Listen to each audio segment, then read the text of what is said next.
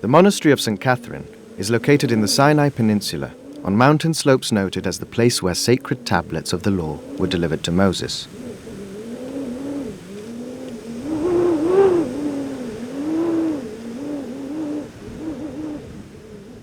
The unique building was erected at the behest of Emperor Justinian in the mid-6th century, on the site revered as the place where Moses spoke with God in the burning bush, and where a small church was built in the 4th century at the behest of St. Helena.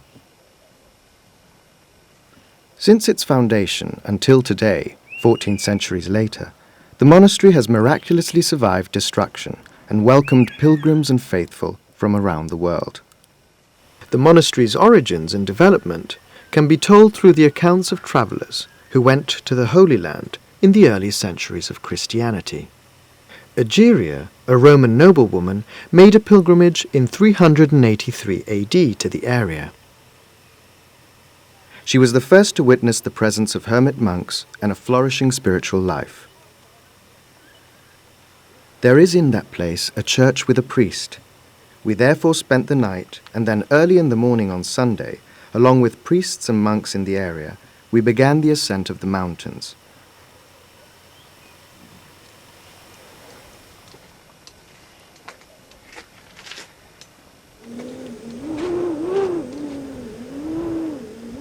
The 4th hour, we reached the summit of the holy mountain of God, the Sinai, where the law was given.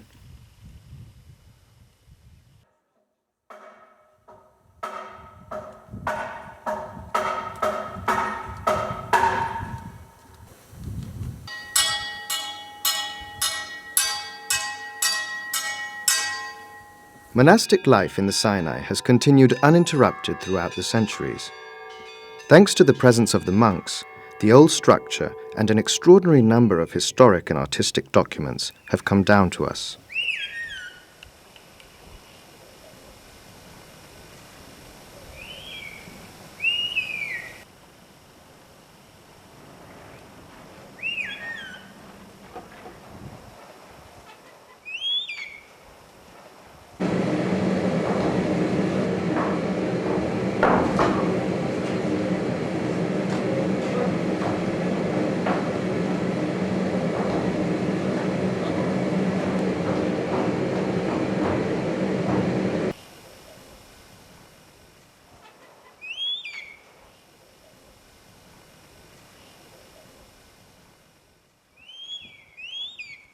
Inside the fortified wall surrounding the monastery is the church built by Stephen of Isla, known today as Aqaba, around 550 AD.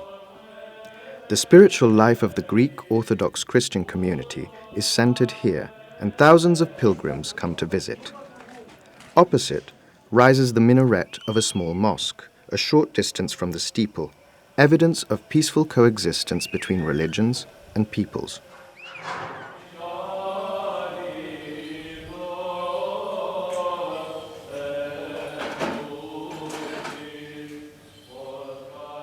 The church contains many original decorations.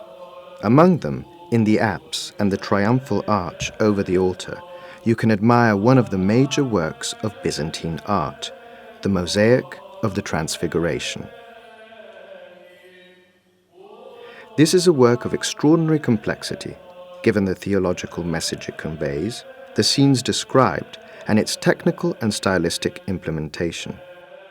Christ is enclosed in a mandala formed of strips of different shades of blue. The face is surrounded by a golden halo with a cross and looks towards the faithful in the center of the church.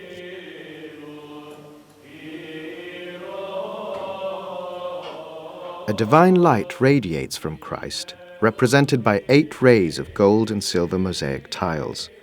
It strikes the prophets Elijah and Moses and the apostles John, James, and Peter. The scene is surrounded by medallions depicting busts of prophets and apostles. A dedicatory inscription runs above the lower medallions. The triumphal arch carries the biblical narrative of Moses before the burning bush and the delivery of the 10 Commandments.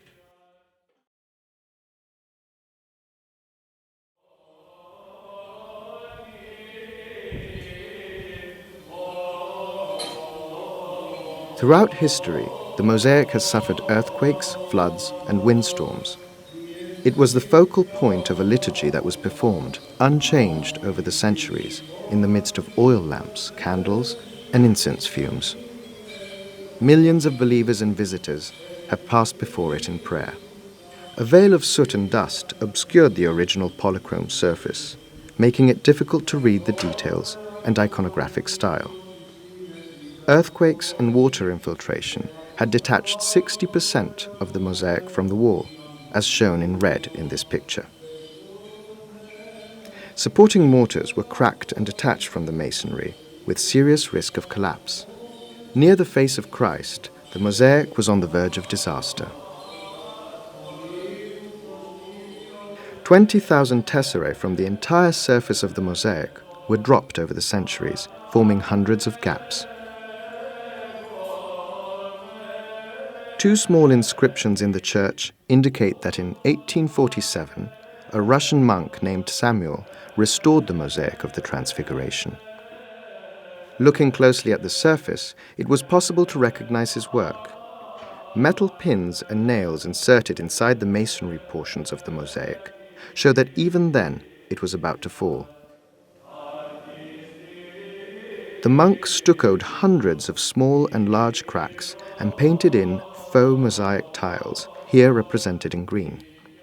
He fixed areas that were unsafe, preventing them from falling, and returned aesthetic unity to the composition. It is thanks to Samuel and emergency treatment in 1959, performed by Michigan and Princeton universities, that the mosaic has survived to our day.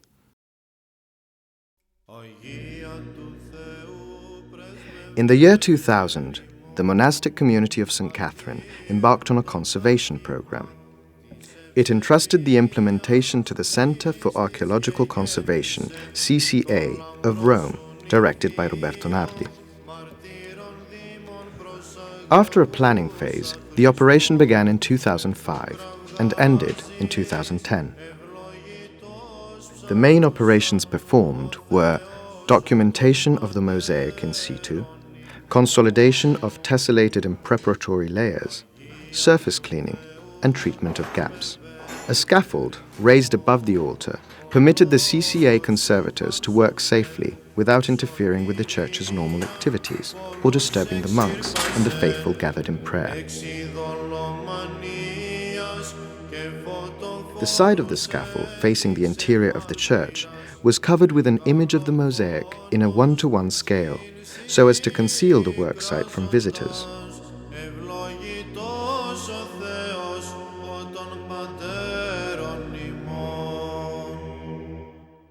Δόξα Πατρί και Υιό και Αγίο Πνεύματι, νεάν πίσω σου, ακολουθούσα σοι προσενήνεκτε, διαξήφους μυθίσα.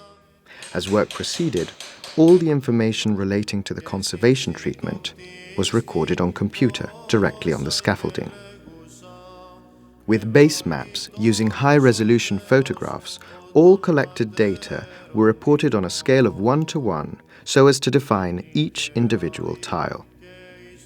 With thematic digital graphics boards, we can browse through a stratigraphy that covers every phase of the study and treatment of the mosaic.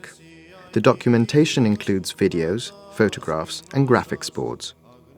The record of the conservation treatment is now held in the monastery library and adds another page to the history of this ancient place.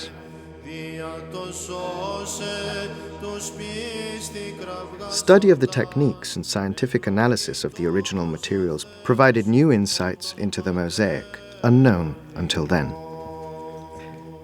By reading the Giornate, we were able to reconstruct the ancient process by which the composition was carried out. Enough lime mortar was spread over the granite wall to be worked on in the course of the day, hence the term giornata, or day's work. This mortar was reinforced with plant fibers and frescoed with natural colors. Apart from being a valuable guide to the mosaicists laying the tiles, these colors play a major role in the final aesthetic effect because they show through the interstices and modify or stress the tones of the tiles used.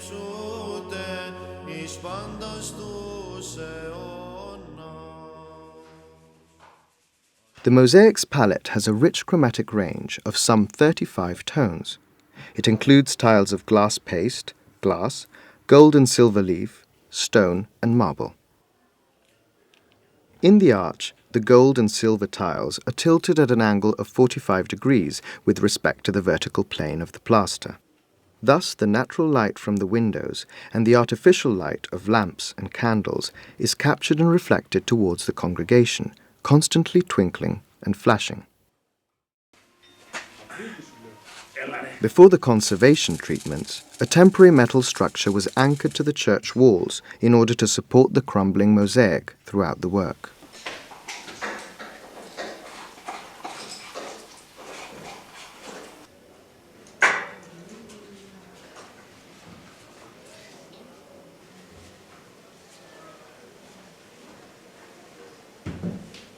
Treatment began with surface dusting to allow a more accurate study of the mosaic's condition. During this operation, hundreds of loose tiles were identified, ready to fall. A long process of localized infiltration with a lime-based grout allowed them to be fastened in their original position. The zones detached from the masonry were carefully prepared for consolidation. Small holes were drilled in the gaps, giving access to the empty areas. The original powdery mortar debris was vacuumed out with fine dental suction instruments, and then the mosaic's inner layers were washed with distilled water.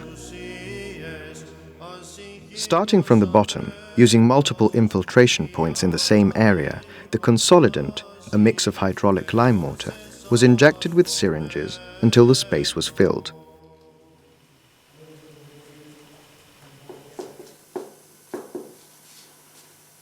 As consolidation progressed, the treated areas were supported with props.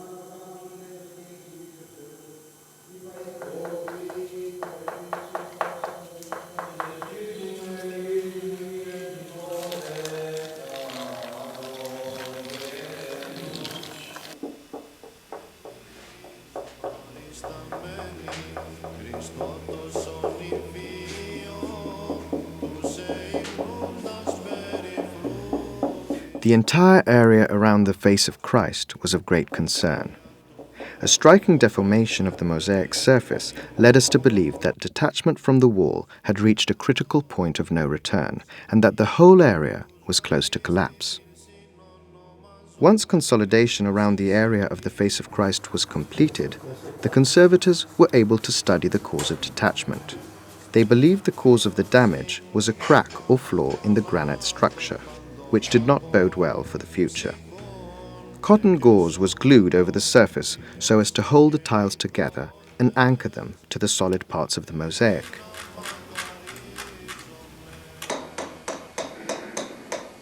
An area 20 centimeters per side was prepared over the gold tiles and could be opened like the cover of a book. The red-painted bedding layer beneath the tiles was completely broken and unstable.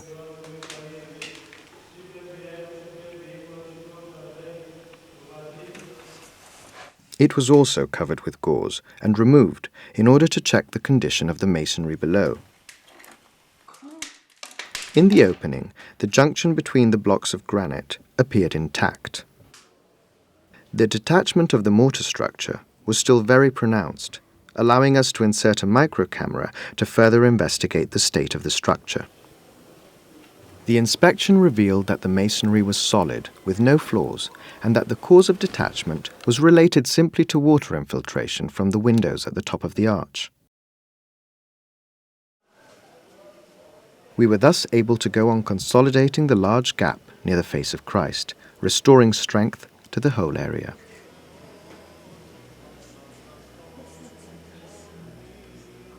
The open section of the mosaic was replaced in its original position, and its tiles were laid on new bedding made of lime mortar, limestone dust, and plant fibers, painted in fresco with red ochre like the original.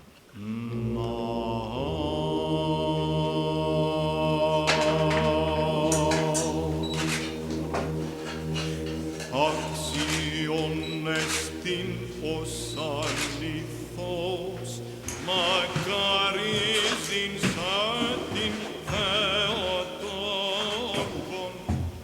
την αη μακαρίστον και παναπόμητον και μητέρα του Θεού ημών, την τιμίο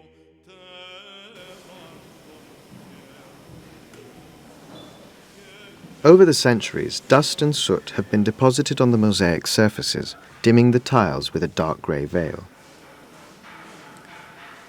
To remove these substances, mild solvents were applied in paper pulp, allowing the dirt to be gradually removed and leaving the original materials intact, together with the patina that had been formed by natural aging.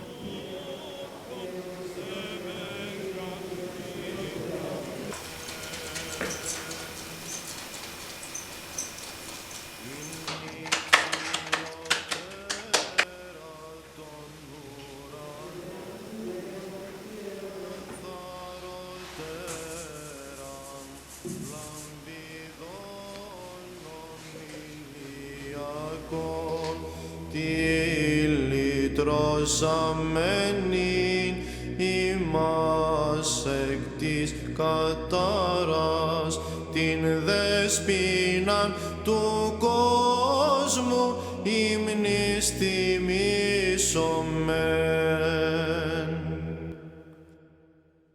Βάτων ακατάφλεκτον εν Σινά, λιχνίαν και στάμνον ράβδονται και τράπεζαν μυστικήν προϋπογραφήσαν και σκηνήν Θεού λόγου ειδότες Θεοτό. During the cleaning, previous restoration stucco was removed, revealing many tiles that had been covered in the process. Τον θεοπτικότατον υπιστήν προφήτων το κλαίος, τον ενόρι Παλαισίνα Θεός ηλαλούντα. The pins and clamps applied by Samuel were removed. Being iron, they could rust and might eventually damage the mosaic. With long and delicate mechanical work with chisels, pins were isolated from the masonry, extracted and catalogued. They will remain in the monk's custody in memory of the early restoration. A single clamp was maintained in situ to bear witness to a mosaic conservation treatment that has become part of history.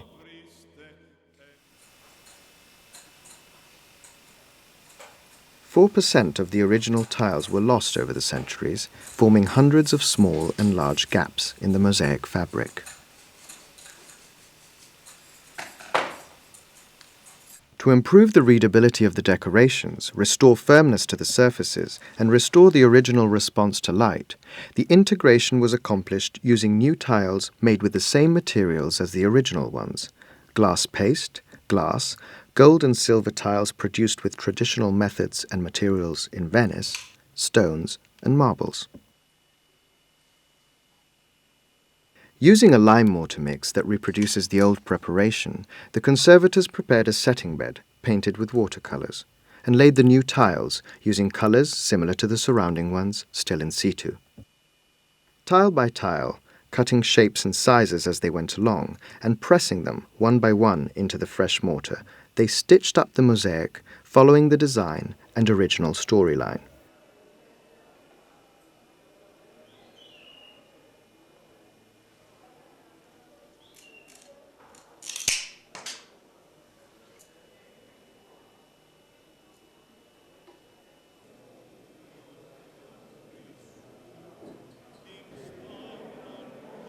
Each integration was documented in a one-to-one scale and is distinguishable from the original work.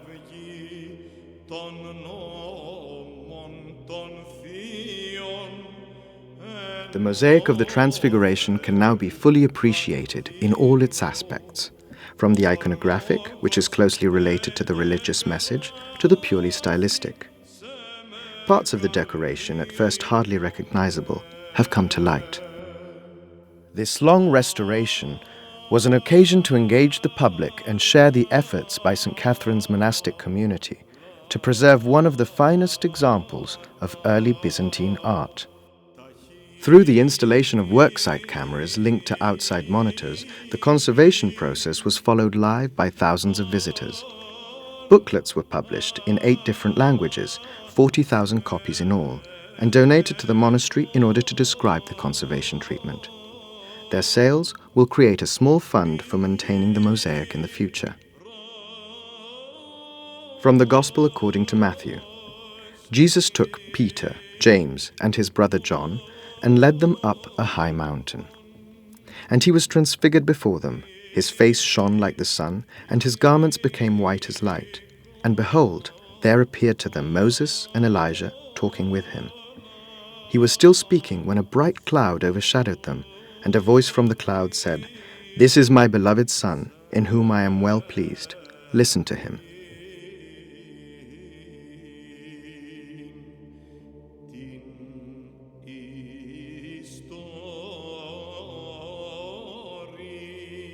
The long and complex conservation program has ended.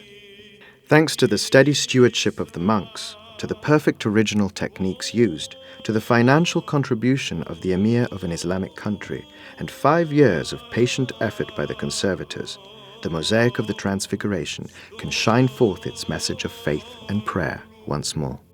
And it continues to embody the spirit of tolerance that has accompanied the monastic community of St. Catherine's in the Sinai for 14 centuries.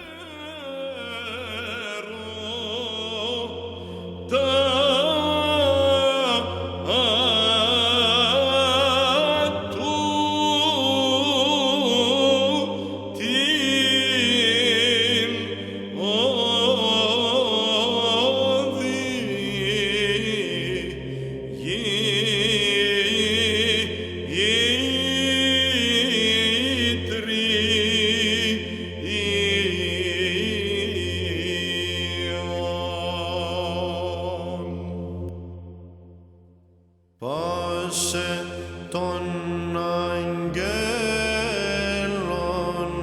εστρατείε, προδρόμε Κυρίου,